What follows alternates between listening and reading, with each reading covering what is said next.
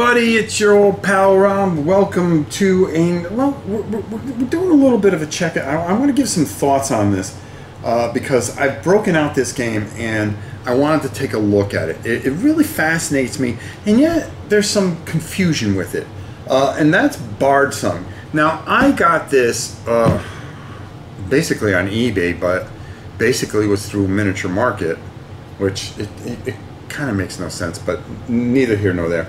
This is, I believe, the retail box, if anything. So I didn't get all the expansion with this one because I was so much on the fence with this.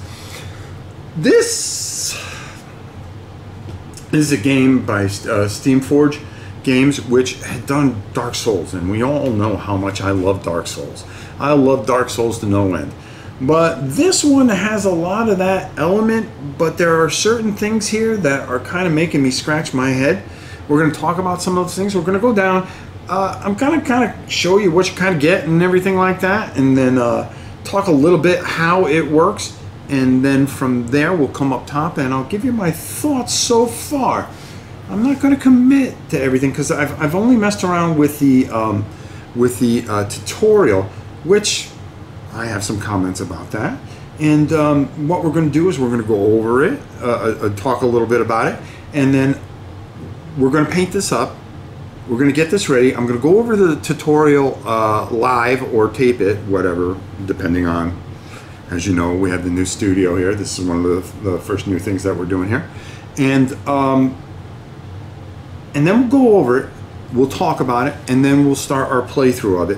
And we'll see where we're at, and that's when I'll give you my real good a good review once I have a real good feeling for it. I'm not rushing stuff out with unboxings. There's 1,000 unboxings and things like that out there.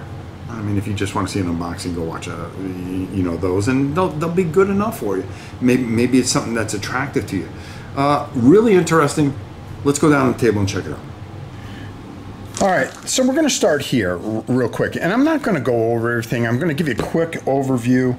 I've been through the tutorial a bit, and like I said, we'll talk about this up top, but let's just show you some of the awesome stuff that you get here and some of the things that go on. First of all, these enemies are ridiculous, okay? Yeah, look at my boy here, right? And this is just fun stuff to paint.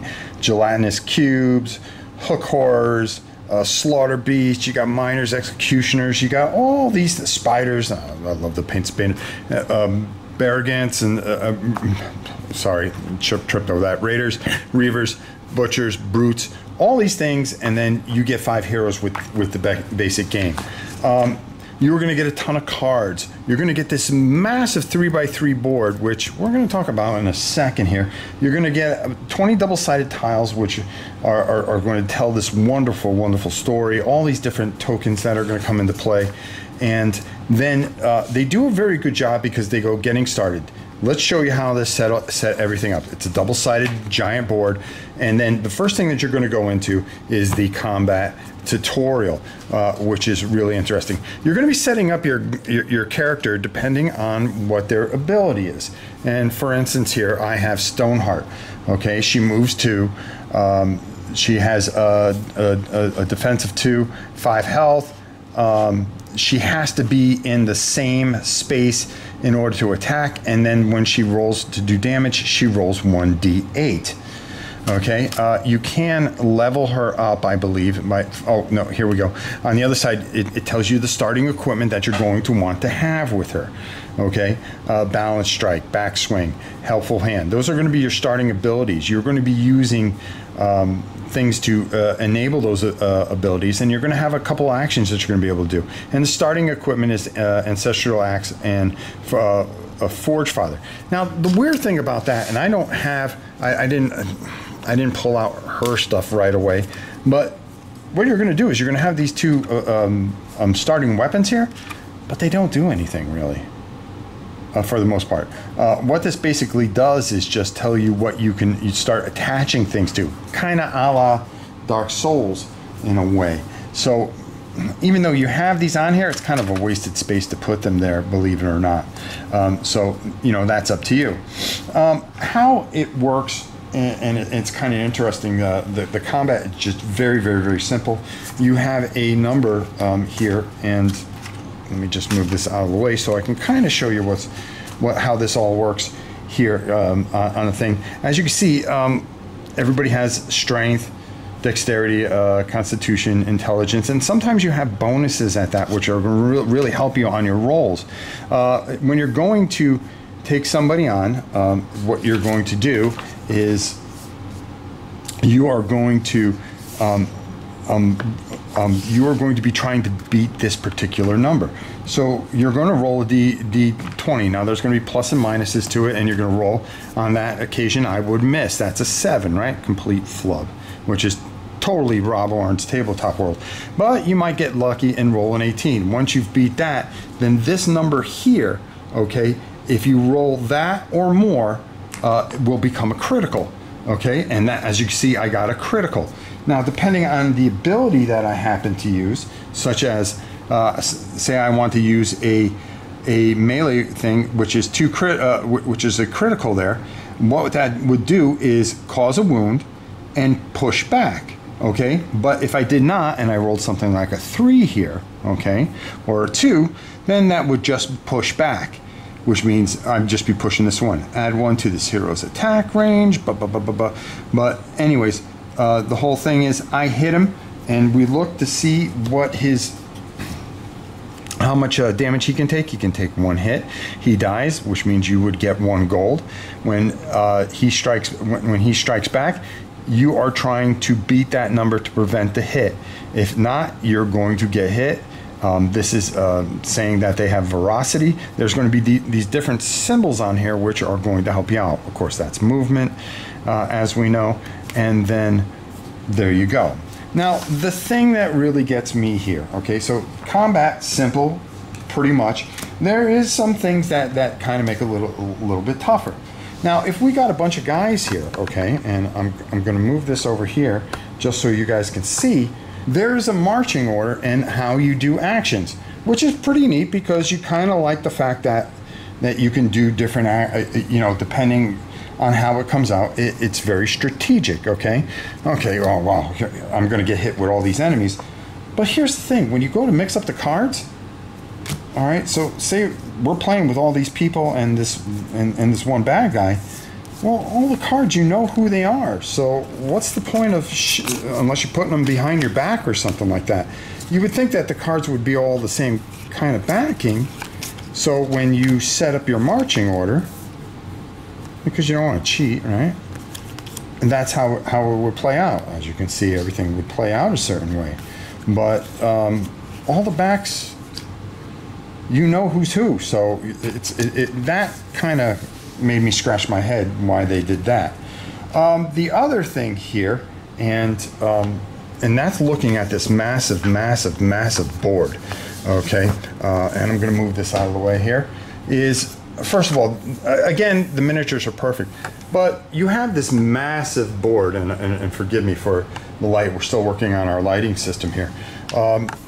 For this is your first encounter, so you're actually gonna have a couple of heroes and a couple of villains here, and you're gonna be fighting it out. But as you add things on, the idea is to get from one side to the other side, but you thought that maybe the pieces would fit together differently, which is kind of different, depending on how you get there and, or where you start.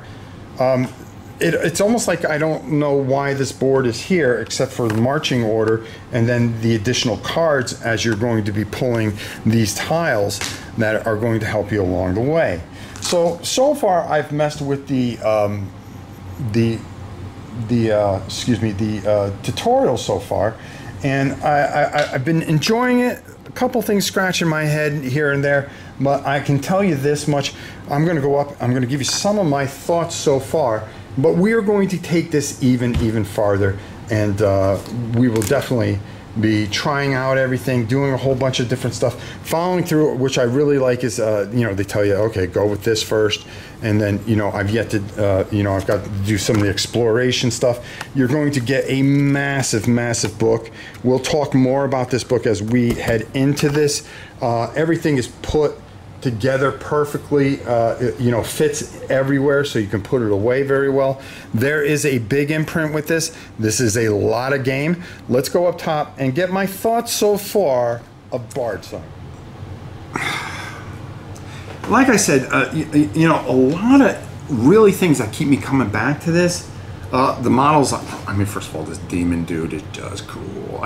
You know, we got to get him painted up. I'm gonna get all this stuff painted up, and there'll be a video, and I'll show you how to do it. It'll be nice and easy.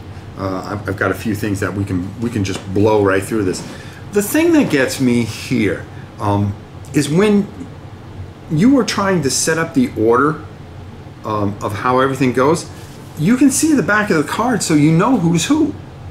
So when you're shuffling whatever, you actually have to kind of do one of these if you don't want to cheat the system. Again, maybe this is something that somebody as the game master does under the table and does it. It'll work with 2 players or 3 players, you know, if one person just decides to be the villains. But if you're playing this by yourself, which I'm doing, and going with 3 characters instead of the 4 to try to cut a little bit of the time off, it does kind of mix you up when you have to take all the villains and everything like that and try to shuffle and be honest with yourself. In life, we only cheat ourselves. But that's one thing. Then the enormous board, the footprint that this thing. Now, I have an 8-foot by 12-foot table here. Okay, enormous. This thing takes up a lot of room. And does that bother me? No, I got the room for it. But do you? Do you? If you're playing on a smaller table or a 4x4 and stuff like that. The board is 3x3. The miniatures are beautiful. But the thing with the board is, there's no, you take these tiles, like I said down there, and you just place it wherever you decide to start in the middle. There are no lines that outline or detail this, and you're trying to either get one side, or there's certain ways that you have to go another side depending on the cards that you pull. And you know, the board, you almost wish it was where you put each block in to kind of fit so you can get where you're going to. But you're it almost makes you, okay, well, what's the board for? A lot of stuff that's really kind of interesting. I started looking through the adventure book, and that has me fascinated. The creatures, the combat system is very well done. The tutorial, it shows you certain elements, but there is a complexity to this game that stands out, that is very interesting, that keeps me intrigued, but also kind of overcomplicates things a little bit, and yet there's a simplicity to it. I know that sounds weird. Again, there's more stuff that I want to get involved with. Your starting equipment also, when you put that on the side of those really neat, like, little containers that you have, which reminds me of probably one of the greatest dungeon crawls of all time, Chronicles of oh God, please don't do this to me, Drungor. Which I really love. I love that game. I love those guys too. The nice plastic things, I go, wow, this is kind of cool. And the way everything fits in the box real easy, really cool as well. So this really has my interest. I'm going to take it even further. We've got a lot of interesting things going on. So I hope you guys will stick with us and enjoy as we're trying to revive this channel and get it back going, back to where it was. And I'm really enjoying myself. I really am. By the time you see this, we will probably just be done with the move of all 3 families, and now we start going forward. So guys, stick with us. We got a lot of fun stuff. So right now, really interesting. Some things that make me scratch my head a little bit, but we are invested in bardsung. It's a little pricey, but right now I'm thinking it's worth it. So let's stick with it. Let's keep going and see where we go with it. Until next time, it's your old pal Rob saying, we'll see you soon, everybody. Check us out. Next video coming up soon. Bye. Later. This video is brought to you by Miniature Market. Thousands of board games, miniatures, and paints, discount prices, at miniaturemarket.com.